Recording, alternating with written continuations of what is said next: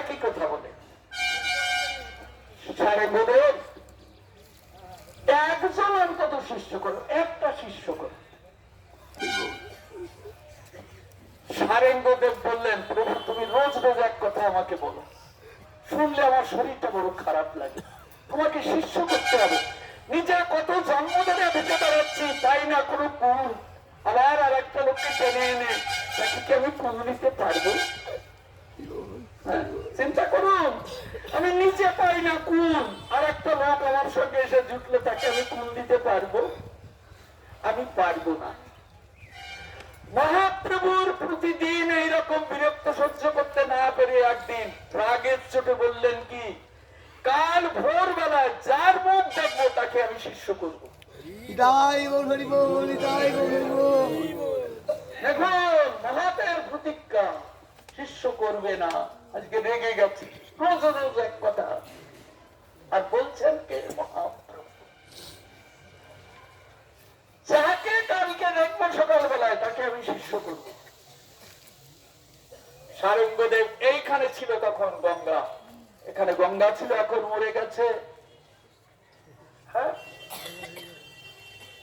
এই গঙ্গায় প্রচুর স্রোত বইত, প্রচন্ড স্রোত বইত এই গঙ্গায়। উত্তাল তরঙ্গে গঙ্গা বয়ে যেত। এমন একটা সময় বর্ষাকাল, প্রচুর জল হয়েছে। এখন গঙ্গা একেবারে মানে উত্তাল তরঙ্গে একেবারে মানে জলে জলাকার হয়ে একবার ঢেউ তুলে চলেছে গঙ্গা। ভোরবেলায় এসে সারেঙ্গদেব গঙ্গায় নেমে স্নান করলেন। স্নান করে যখন তীরে উঠেছেন, নদীর তীরে গঙ্গার তীরে যখন উঠেছেন, তখন এদিকে উত্তাল তরঙ্গ বইছে। ওই ঢেউয়ের মধ্যে একটা ভেলা এসে সারেঙ্গদেবের চরণে ভেসে এসে, এই ভেলাতে কি ছিল জানে?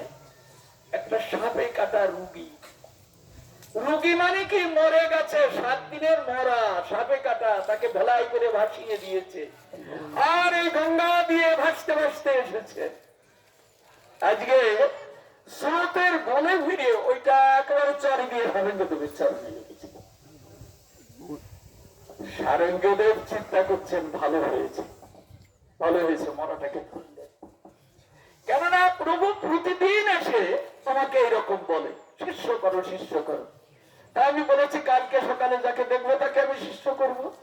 তো ভালোই হলো, এই মরাটার কানে মন্ত্র দিয়ে ছেড়ে দিয়ে তো আর বাঁচবে না। প্রভু আসলে বলবো, প্রভু তোমার কথা আমি রেখেছি, আমি শিষ্য করেছি। ইচ্ছা নেই শিষ্য করা, কিন্তু ভেসে এসে লেগেছে। দেখুন এটাই হলো ভাগ্য। ভাসিতে ভাসিতে জ্বলছে কাষ্ঠ লাগি তীরে। ভাসতে ভাসতে যখন তীরে লেগে যায় তখন কাঠের ভাষার শেষ হয়ে যায়।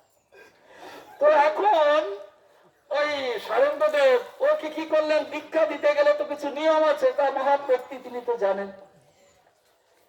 ওই গঙ্গার রস দিয়ে একবারে দাদুর সঙ্গে তিলক ধারণ করিয়ে গলার থেকে একটা মালা নিয়ে ওর গলায় পরিয়ে এখন ওই মরার কানে মন্ত্র দিচ্ছে। এখন মন্ত্র দিয়ে এখন চিন্তা করছে যে এইবার আমি চললাম, আমার কাজ আমার শেষ।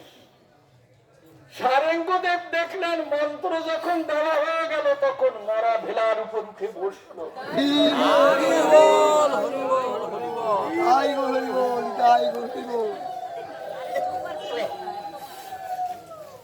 দীক্ষার আগ পর্যন্ত আমরাও কিন্তু এরকম মরা, এরকম মরা জগতে ভাসতে এসেছি, ভেসে যাব, এসেছি আবার ভেসে যাব। কিন্তু শ্রী গুরু চরণ কমল আশ্রয় করলে তখন জানবেন আপনি জীবিত হয়েছেন।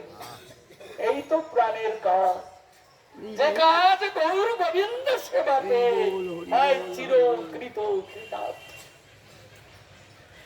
তাই আজ সারেঙ্গদেব অবাক হয়ে গেলেন, নিজেও অবাক হয়ে গেলেন। উঠে বসলো, বসলো কি নেমে পড়লো ভেলা থেকে। নেমে চরণ দুটি জড়িয়ে ধরে বলছেন, গুরুদেব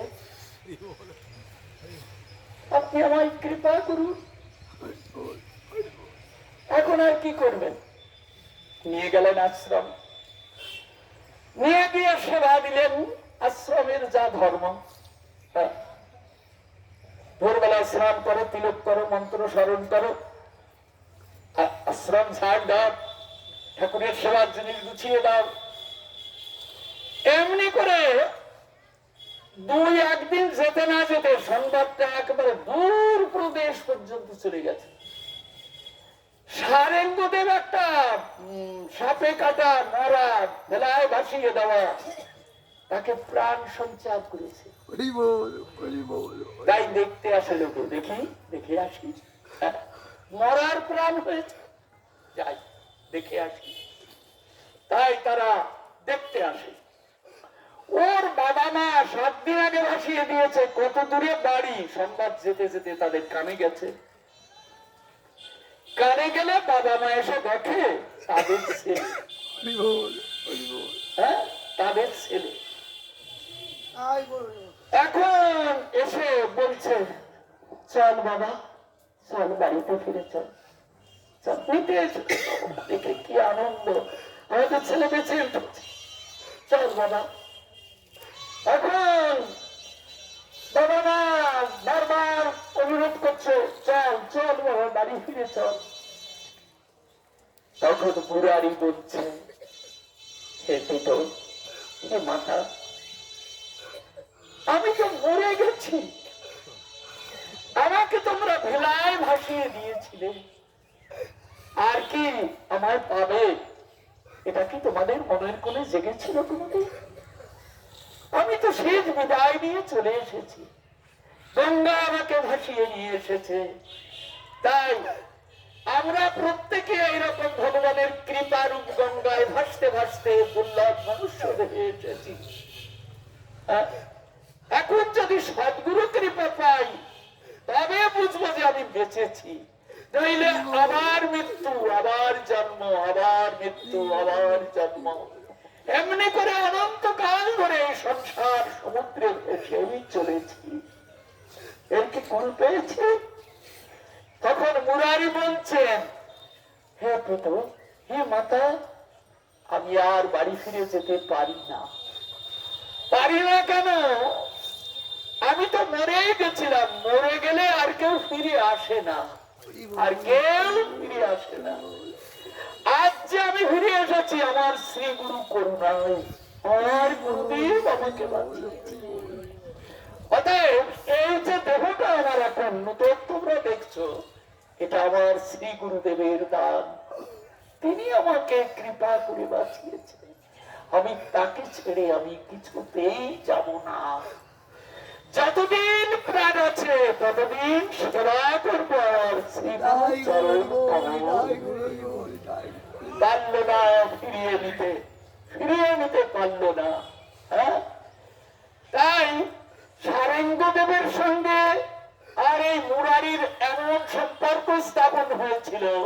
আজকে দেখুন বোর্ডে লেখা আছে সারেঙ্গ মুরারির পাঠ, দুইজনে যেন একাকার হয়ে রয়েছে, সাক্ষী বহন করছেন গুরু কৃপার দান।